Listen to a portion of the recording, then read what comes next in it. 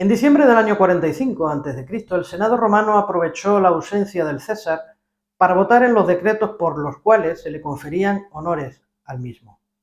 Al día siguiente, a su regreso a Roma y mientras hablaba con los arquitectos sobre el trabajo que desarrollaban, se le anunció que el Senado había venido a verlo, precedido de los magistrados y de ciudadanos de muy diversos rangos. El César ignoró el anuncio y continuó la conversación con los arquitectos. Más tarde, uno de los senadores se adelantó y pronunció el discurso por el cual se le informaba de los honores para él acordados, pero todo era poco para el César, así que supo apoderarse de otros privilegios o competencias que pusieron en sus manos la totalidad del poder gubernamental. A partir de ese momento, entre otras muchas cosas, exigió que los funcionarios públicos prestaran juramento de no oponerse jamás a ninguna de las medidas emanadas por él, o la atribución de los tribunos de la plebe, que eran elegidos por el pueblo y tenían la capacidad de veto, lo que les permitía detener las decisiones del Senado, por lo que obtuvo la tribunicia potestas y la inmunidad sacrosanta, es decir, la inviolabilidad y el derecho a castigar. Como resultado de todo esto, el Senado perdió su poder y se quedó en una mera asamblea consultiva que aprobaba resoluciones que podrían ser anuladas por el César sin dar ningún tipo de explicación. El César obtuvo el derecho exclusivo de disposición de las finanzas del Estado y los cónsules y demás magistraturas saldrían de las listas realizadas por el César. 2069 años después, estamos ante el mismo escenario en España. Tenemos nuestro propio maestro de la ignominia, de execrable mendacidad, catedrático de la infamia y la ruindad, el ególatra impúdico cuya inescrupulosidad alcanza niveles exacerbados. Tenemos al trilero Sánchez, SLU. Tenemos a nuestro César Imperator. Él nombra a sus ministros y pone a sus secuaces al frente de las instituciones públicas, 53 a día de hoy, aunque el pertinaz insultante mentiroso, el magnificente cambiante de opinión, decía esto el 3 de noviembre del año 2014. Hay que acabar con la colonización por los partidos en las instituciones, sustituir la afinidad por el mérito y la capacidad. Oye, y se quedó tan ancho.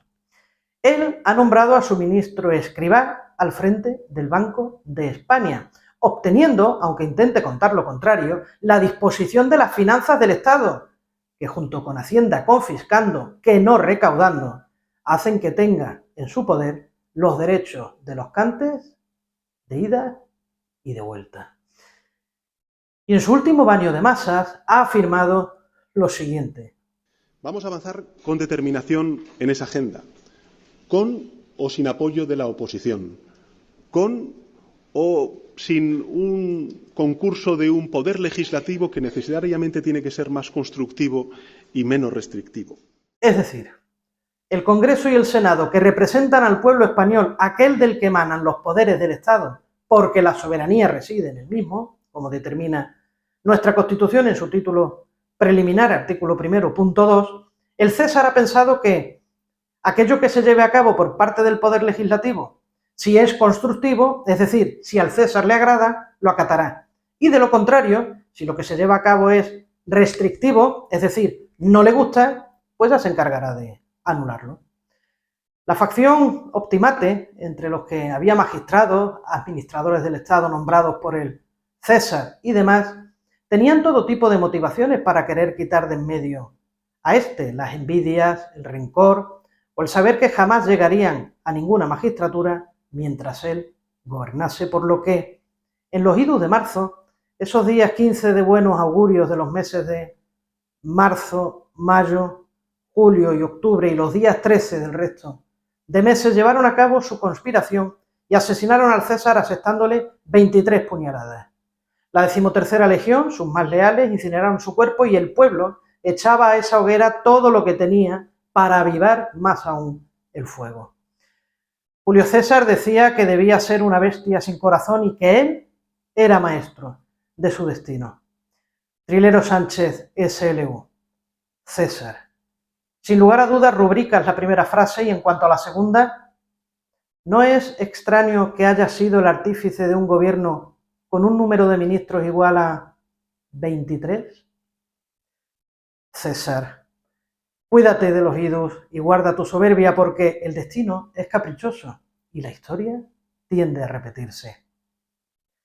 Alea, jacta, est. Fin de una era. Fin de un país. ¿Ven? Siempre hay algo que decir.